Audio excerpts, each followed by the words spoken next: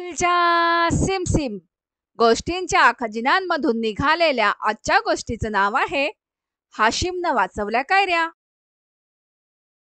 हाशिमला कैऱ्या खूप आवडतात. यंदाच्या उन्हाळ्यात कैऱ्या खराब होऊ लागल्या आहेत.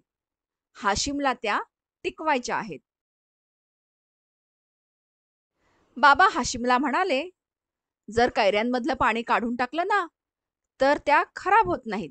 कारण पाणी नसेल तर अळ्या आणि किडे त्यात जगूच शकणार नाहीत.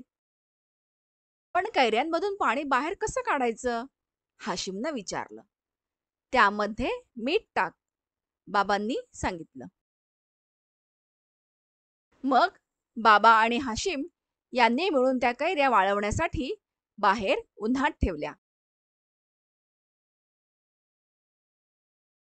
नंतर त्यांनी त्या कैऱ्या एका बरणीत भरून ठेवल्या. त्यावर थोडंसं तेल घातलं.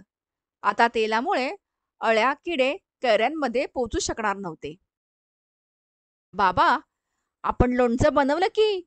हाशिम म्हणाला.